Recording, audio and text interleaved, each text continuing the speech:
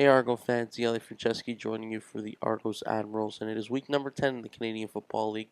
This week the Argonauts play host to the Montreal Alouettes, kicking off a pivotal home-and-home series with the Owls, and that's right, so kicking off on Tuesday night at the Rogers Centre, the Argos playing host to Montreal. And of course the main storyline heading into this matchup is the fact that both teams are dealing with injuries, and particularly at the quarterback position for the Argonauts.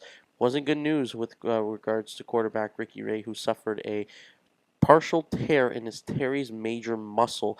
It's a muscle near the shoulder blade, and that injury will keep him out for approximately 6 weeks. That, of course, according to head coach Scott Milanovic, as he provided an update on Thursday afternoon.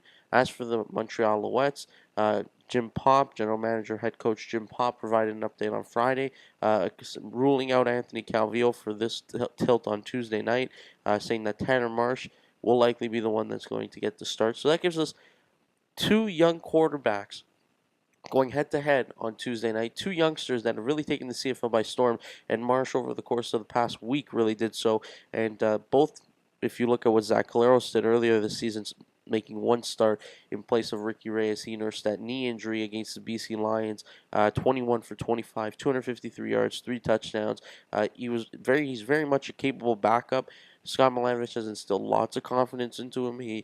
He's very, very confident and comfortable with him running the offense. Yes, there's going to be some adjustments, and there's going to be a lot of different looks that the Argonauts are going to give, and they're going to have to adjust. It really is going to be an adjustment phase for them, but he's very confident that Zach Collaros can lead this team. It's no secret that the Argonauts defense has a lot of work to do, and they have for the past week. It was more exposed last week, if you want to call it that, against the Calgary Stampeders, simply because of the fact that with the Ricky Ray out and the Argos offense a little bit caught in a stalemate, they were trying to figure out what they wanted to do with Zach Collaros at the helm. Calgary exploited them both in the passing attack and in the run game. In the run game, very concerning, giving up 177 yards, and that did not include John Cornish, who of course sat out last week, and of course a banged up Calgary squad that also didn't have Nick Lewis and will not for the remainder of the season. Kevin Glenn still managed to throw for a couple of touchdowns, puts up decent numbers through the air, and it's concerning. The Argonauts have given up over 300 yards per game through the air. Along the ground, they're the worst run defense in the Canadian Football League. So there's a lot of work to be done. Chris Jones knows that. He's been finicking around. He's trying to find different combinations and different personnel groupings in order to get that right. But right now, of course, that's a major issue for the Argonauts.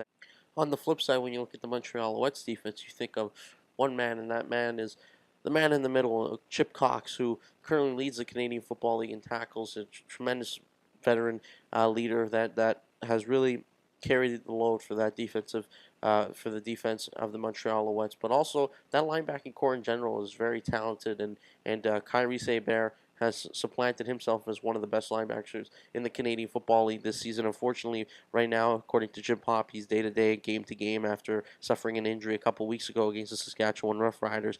Did not play last week, very much up in the air. His status is very much up in the air for this week's game against the Argonauts. But also you add in Shamry, who is having a very good year so far, a solid year. 18 tackles, 2 interceptions, which is tied for first in the Canadian Football League. This is a linebacking core is very versatile. They do a lot of different things. They present you with a lot of different issues up front. If you're the Argonauts now with Zach Collaros, you have to find different ways to attack this because there's been added emphasis on establishing a run game. But to do so, you're going to have to go through that linebacking core and that strong defensive front.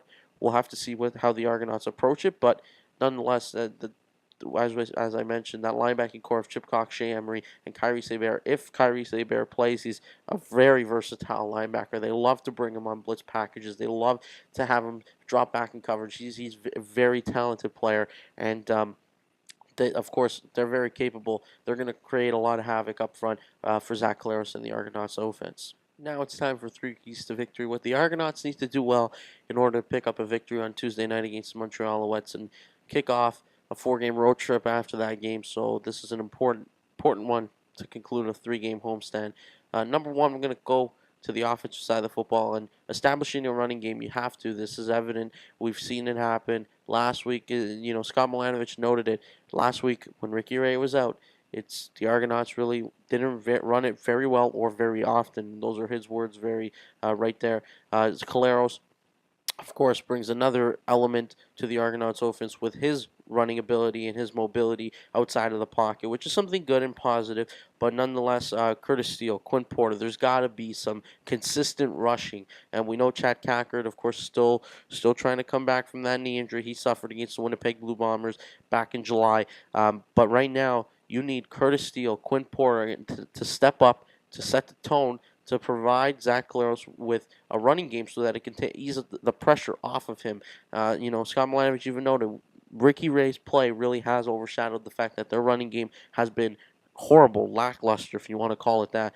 And he knows that with 6 weeks, approximately 6 weeks without Ricky Ray, there's going to have to be a point where the running game plays a factor and allows you to be consistent enough and throw off some to create a balance, an effective offensive balance that you can pick up victories with Zach Collaros under center, and of course Curtis Steele under center, and there obviously maybe even Chad Cacker when he comes back. But you need to establish an effective running game. Second key to victory, and I said this the last time the Argos played Montreal, and I went and I looked at the special teams, and what happened in that football game was, of course, Chad Owens, a 118-yard missed field goal return for a touchdown. So with that being said, I'm gonna state it again. I think special teams in this football game is gonna play a big part, and considering what happened last week with Montreal Alouettes kick returner Tyron Carrier, a 90-yard return touchdown against the BC Lions, I think it's pretty evident that these two teams have explosive playmakers as kick returners. It was Noel Devine that I talked about last time with the Montreal Alouettes in that meeting a few weeks ago. And Noel Devine, of course, in that football game, fumbled 3 times, and that really lost him his job. Tyron Carrier has come in, and last week's 90-yard touchdown return run, I mean, that shows you that he's capitalizing on opportunities. This guy is very motivated to make sure he can keep this kick return position, and we'll see what happens. I mean, Chad Owens, as I said, 118 yards. You might strike twice again. We'll see. And my third and final key to victory, I'm going to have to just say it's take a game-by-game mentality. And what I mean, this might not gear just towards the Montreal Alouettes game, but I think in general over this 6-game stretch potentially, and especially this 4-game road trip, if Zach Collaros and the Toronto Argonauts and Scott Milanovich can have a game-by-game, day-to-day mentality where you got to just try to win each day and each game. And I'm not saying that they don't have that already. They do, and Scott Milanovich does preach that type of mentality and that type of mindset. But it will be very important going forward because you need to buy into what Scott Milanovich is going to sell you. You need to have Zach Collaros calm and confident, and you can't have him dwell, number one, if they struggle, and you can't have him dwell on games that they struggled in. You have to make sure that each game, each day is a new day, a new game, different, fresh opportunity, a new opportunity to prove yourself. And I think that's the way that the Argonauts can, improve going forward. What's realistic? I don't know. 6-game stretch, tough opponents, going on the road for 4 consecutive games, 500, maybe 1 game above. If you can finish 4-2 with Zach Collaros as your starting quarterback, you've done well. And that'll still continue put them in a good position in the Eastern Division, still potentially atop the Eastern Division.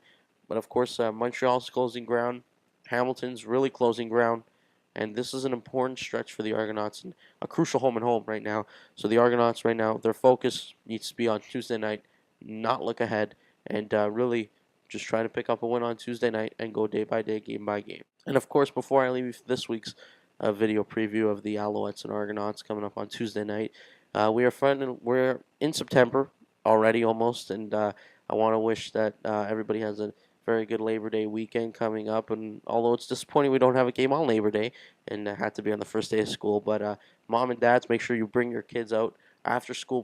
Bring them down to the Rogers Center, watch some Argonauts football. And of course, if you can't make it, well, I guess you got to settle for TSN. But that's still a pretty good spot to watch it on your couch. Maybe kick up your feet and turn on the television. And of course, the game will be on at 7:30 p.m. Eastern Standard Time. You can catch it on TSN, or you can tune in on TSN 1050 Radio, which is also a very good spot to listen in on the game. And that's, of course, Mike Hogan has the call, play-by-play voice of the Toronto Argonauts from the confines of the Rogers Center. And for the Argos Admirals, I'm Daniele Franceschi. Hope you guys all have a safe Labor Day weekend, and we'll see you on Tuesday night.